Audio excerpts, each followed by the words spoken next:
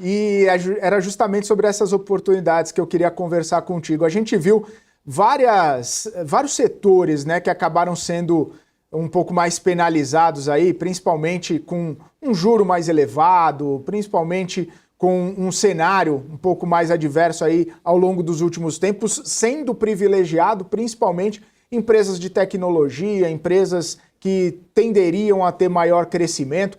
Você vê nesse rol de oportunidades aquelas empresas que são até consideradas um pouco mais conservadoras, né? Aquelas empresas mais tradicionais e que acabaram sofrendo um pouco desse impacto do cenário econômico ao longo dos últimos tempos? Eu dividiria. Bom, antes de mais nada, bom dia, Felipe. O prazer é meu te reencontrar. E respondendo sua pergunta, eu dividiria o mercado em três grandes vertentes. Um mar de empresas tradicionais de diversos setores, então, empresas tradicionais de serviço. Eu vou verbalizar de um jeito bem simples para as pessoas entenderem, tá? Empresas tradicionais que fabricam roda de trem, que fabrica o maior fabricante de garrafa de vidros do mundo. Empresas que lidam com commodities como cimento e outras coisas. Então, a gente tem um mar de empresas nesses segmentos, incluindo empresas de serviço.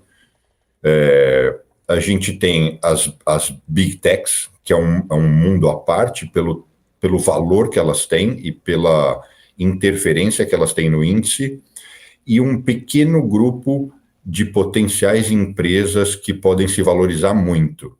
Quando eu falo se valorizar muito, existem empresas nichadas de alta tecnologia, de computação quântica e outras coisas, que oscilam, mas que algumas já deram mais de 1000% em poucos meses. Então, assim, é algo surreal. Então, se a gente pegar esses três universos, as Big Techs está super esticado, grande chance de correção, e isso vai trazer o índice para baixo. Esse pequeno nicho de empresas de altíssima tecnologia, que já são pequenas, embora cotadas, embora elas tenham capital aberto, elas são pequenas empresas. Elas podem até sentir, num primeiro momento, a queda do índice e uma correção, mas são ativos que, se você... Lógico que eu estou aqui explicando em poucos segundos, né? Mas se você tiver R$10, você coloca R$1 em cada uma delas. Se uma delas realmente vingar, o ganho que você vai ter nessa uma que vingou paga, eventualmente, o prejuízo das outras 9. É uma teoria de venture capital, né? Então, é uma das estratégias que a gente roda aqui na nossa operação aqui em Nova York. E aí, por fim, e aí eu chego na sua pergunta, em geral, quase todas essas outras empresas do mundo tradicional, elas já estão desvalorizadas, então tem muita coisa barata. Mas para definir o que é barato e o que é caro, precisa ter um valuation, uma análise fundamentalista muito consistente. Então, e aí eu acho que essa é a mensagem final que fica para quem está assistindo.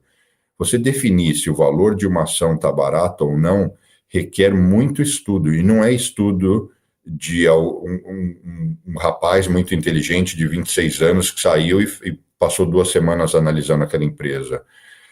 Em geral, os gestores, os portfolio managers aqui em Nova York, que acertam, porque o mercado financeiro, lógico, todo mundo sabe, envolve muito dinheiro, envolve muitos ganhos, e as próprias gestoras, as assets, elas ganham muito dinheiro com isso e, consequentemente, os investidores e todo mundo.